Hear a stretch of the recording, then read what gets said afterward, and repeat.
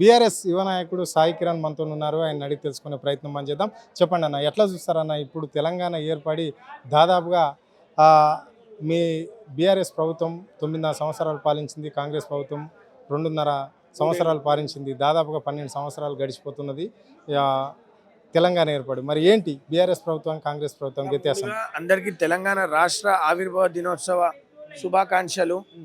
జై కేసీఆర్, జై తెలంగాణ. ఇప్పుడున్న ఈ ప్రజా పాలన అనేది చెప్పాలి అంటే దానికి మాటలు సరిపోవు, ఆయనకున్న కోటలు సరిపోవు. అసలు ఈయన చేసింది లేదు. దశాబ్దానికి శతాబ్దానికి వచ్చే పెద్ద నాయకుడు ఈ ముఖ్యమంత్రి.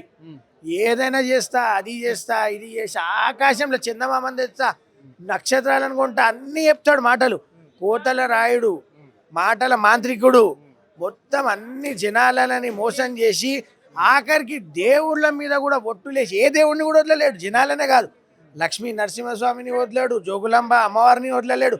ఇక్కడున్న జూబ్లీస్ పెద్దమ్మ తల్లి, ఆ తల్లి మీద దేవుళ్ళ మీద ఒట్టేసిన ఈ మహానాయకుడు, మాంత్రికుడు ఈ రేవంత్ రెడ్డి. 2.5 పాలనలో 420 హామీలు, 6 గ్యారంటీలు అన్నాడు. ఏది పడితే అన్ని నేనే చేస్తా అన్నాడు, కానీ ఏది చేయలేడు.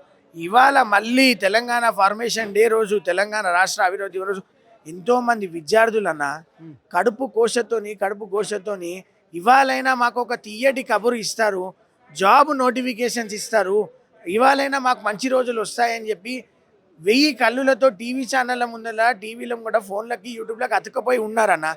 రైతులు కడుపుతో కోసపడుతున్నారన్న. రైతు బంధు లేక, రైతు భరోసా లేక, ఇచ్చిన కొనుగోలు రేటు లేక, ఐకేపీ సెంటర్లో లేక, మొత్తం ఏదీ లేక జనాలు అందరూ ఎవరు అటు రైతులు కోసపడుతున్నారు, ఇటు విద్యార్థులు కోసపడుతున్నారు. ఏవయ్యా నీ 2 లక్షల ఉద్యోగాలు అడుగుతున్నారు.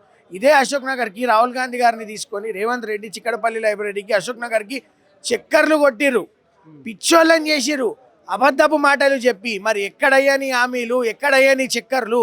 మీకు టైం దొరకలేదా? ఢిల్లీకి పోయే టైం దొరుకుతుంది, అశోక్ నగర్ చిక్కడపల్లికి వచ్చే మీకు టైం దొరకట్లేదా? ఆ విద్యార్థుల కడుపు కోత మీకు వినబడట్లేదా? రైతుల కడుపు కోత మీకు వినబడట్లేదా?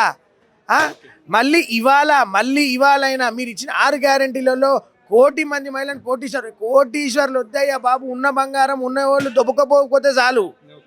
ఎవడన్నా ప్రశ్నిస్తే లాగులో తొండరొల్లుతా, నీకు గుడ్లువి గోటిలాడుకుంటా అంటాడు. భాష, ముఖ్యమంత్రి ఉన్న భాషకి ఏందన్నా ఇది? అంటే ప్రజాస్వామ్యంలో ప్రశ్నించే గొంతుకు విలువ ఉండొద్దు. మళ్ళీ ఏమంటాడు, 10 ఏళ్ళు నేనే ఫెవిస్టిక్ పెట్టుకున్నట్టు జనాలు నిర్ణయిస్తారు. మరి ప్రజాస్వామ్యం ఎందుకున్నట్టు? ఓట్లు వేసేది జనాలు నిర్ణయిస్తారు.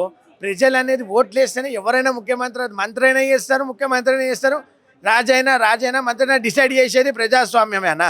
Okay, right, thank you. Okay.